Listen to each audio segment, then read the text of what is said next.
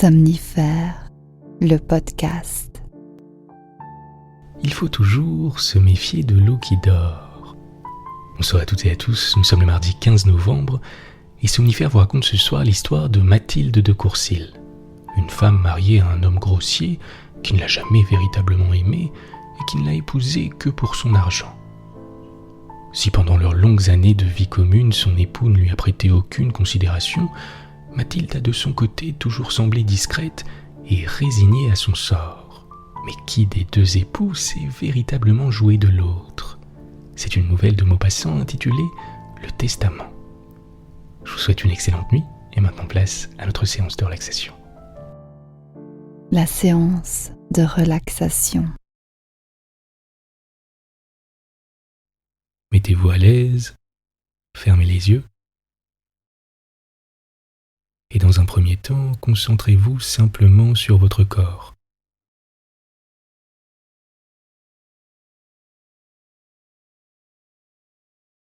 Sur ses appuis avec le matelas.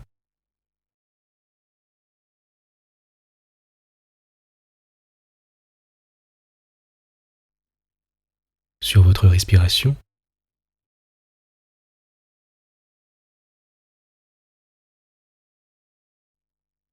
Sur les mouvements qu'elle provoque.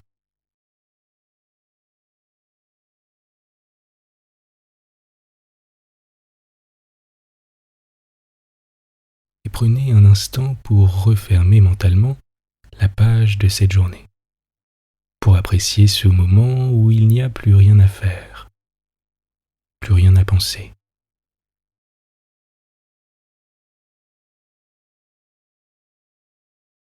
On va commencer par une petite détente du corps. Portez votre attention sur vos deux pieds et sentez comme une douce sensation de chaleur les envelopper.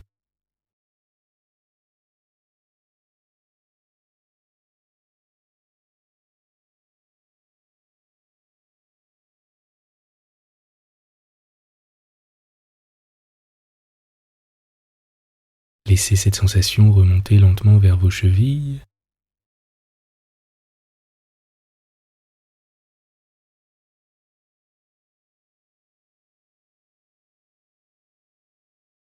vos mollets,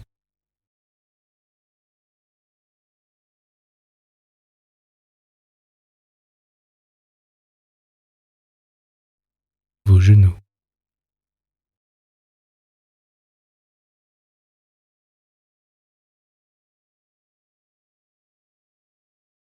vos cuisses,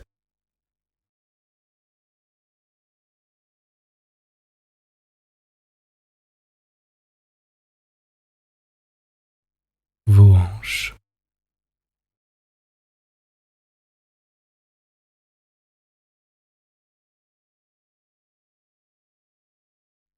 votre ventre qui continue de vous bercer tranquillement.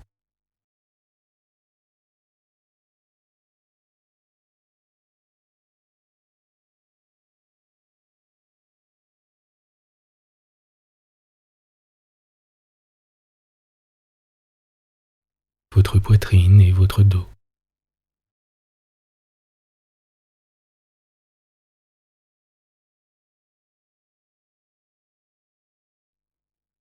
Vos épaules qui sont complètement relâchées.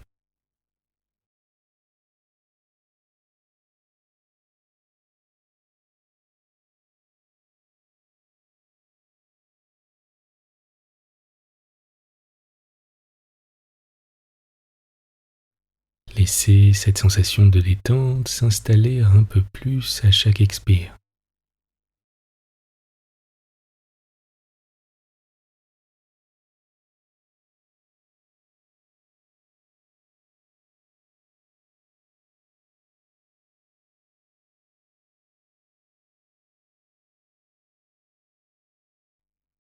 Avant de rejoindre votre nuque, tranquillement, comme un subtil massage.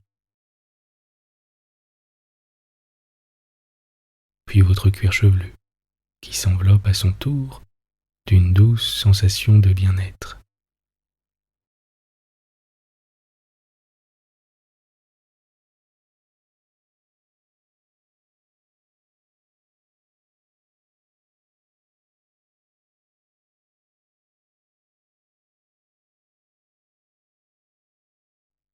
un court instant, ne faites rien d'autre que de profiter de cet état de détente et de quiétude.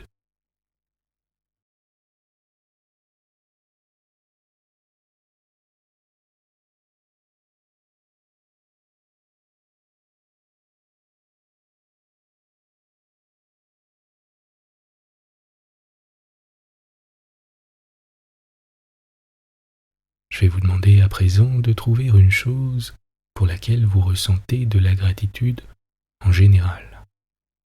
Ce peut être d'être en sécurité, d'avoir quelqu'un pour partager votre vie, d'avoir un toit sur la tête, etc. Prenez simplement la première chose qui vous vient à l'esprit et observez vos sensations.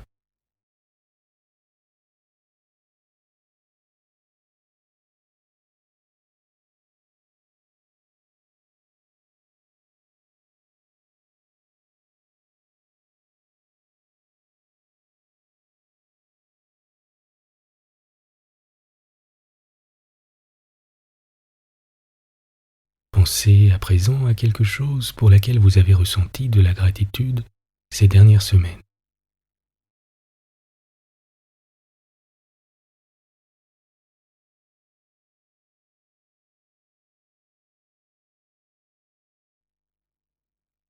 Observez où ce sentiment semble se loger dans votre corps, ce que cela provoque en vous.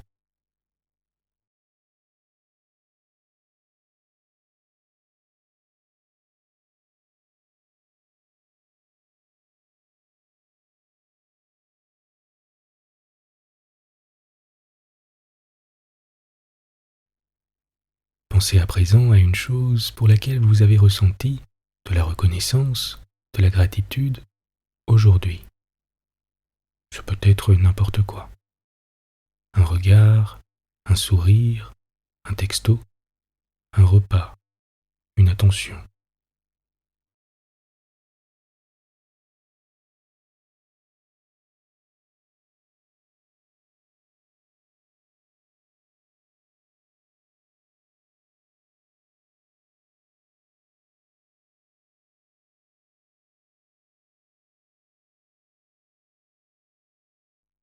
Pendant la prochaine minute, concentrez-vous simplement sur votre ventre, qui continue de vous bercer tranquillement, et sur les mouvements de votre respiration, à l'inspire et à l'expire.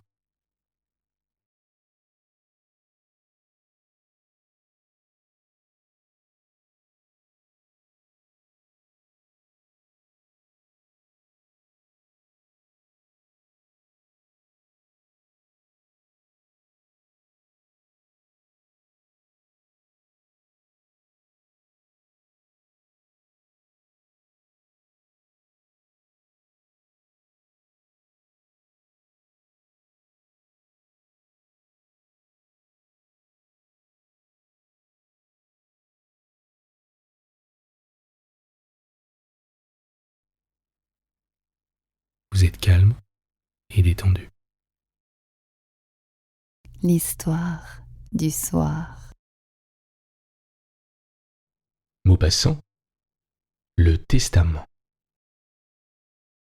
Je connaissais ce grand garçon qui s'appelait René de Bourneval. Il était de commerce aimable, bien qu'un peu triste, semblait revenu de tout. Fort sceptique, d'un scepticisme précis et mordant, habile surtout à désarticuler d'un mot les hypocrisies mondaines. Il avait 2 frères qu'il ne voyait point, messieurs de Courcils. Je le croyais d'un autre lit, vu leurs noms différents. On m'avait dit à plusieurs reprises qu'une histoire étrange s'était passée en cette famille, mais sans donner aucun détail. Cet homme me plaisant tout à fait, nous fûmes bientôt liés. Un soir, comme j'avais dîné chez lui en tête-à-tête, je lui demandai par hasard : « Êtes-vous né du premier ou du second mariage de madame votre mère ?» Je le vis pâlir un peu, puis rougir, et il demeura quelques secondes sans parler, visiblement embarrassé. Puis il sourit d'une façon mélancolique et douce qui lui était particulière, et il dit : « Mon cher ami, si cela ne vous ennuie point, je vais vous donner sur mon origine des détails bien singuliers. Je vous sais un homme intelligent, je ne crains donc pas que votre amitié en souffre. Et si elle en devait souffrir, je ne tiendrai plus alors à vous avoir pour ami. Ma mère, Madame de Courcils, était une pauvre petite femme timide que son mari avait épousée pour sa fortune. Toute sa vie fut un martyr. Dame aimante, craintive, délicate, elle fut rudoyée sans répit par celui qui aurait dû être mon père, un de ces rustres qu'on appelle des gentilshommes campagnards. Au bout d'un mois de mariage, il vivait avec une servante. Il eut en outre pour maîtresse les femmes et les filles de ses fermiers, ce qui ne l'empêcha point d'avoir 2 enfants de sa femme. On devrait en compter 3 en me comprenant. Ma mère ne disait rien. Elle vivait dans cette maison toujours bruyante, comme ces petites souris qui glissent sous les meubles. Effacée, disparue, frémissante, elle regardait les gens de ses yeux inquiets et clairs, toujours mobiles, des yeux d'être effarés que la peur ne quitte pas. Elle était jolie pourtant, fort jolie, toute blonde, d'un blond gris, d'un blond timide, comme si ses cheveux avaient été un peu décolorés par ses craintes incessantes. Parmi les amis de messieurs de Courcils qui venaient constamment au château, se trouvait un ancien officier de cavalerie, veuf, homme redouté, tendre, capable des résolutions les plus énergiques, monsieur de Bourneval, dont je porte le nom. C'était un grand gaillard maigre, avec de grosses moustaches noires. Je lui ressemble beaucoup. Cet homme avait lu et ne pensait nullement comme ceux de sa classe.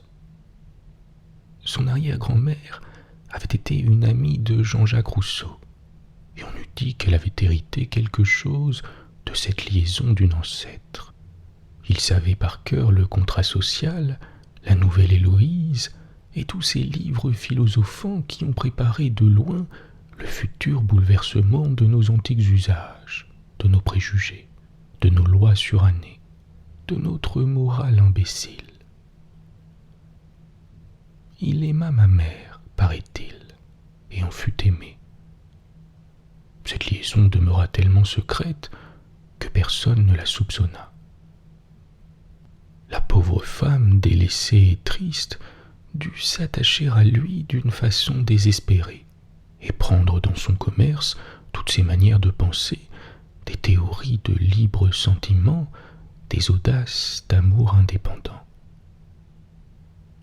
Mais comme elle était si craintive qu'elle n'osait jamais parler haut, tout cela fut refoulé, condensé, pressé en son cœur qui ne s'ouvrit jamais. Mes 2 frères étaient durs pour elle, comme leur père, ne la caressaient point, et habitués à ne la voir compter pour rien dans la maison, la traitaient un peu comme une bonne. Je fus le seul de ses fils qui l'aima vraiment et qu'elle aima. Elle mourut. J'avais alors 18 ans.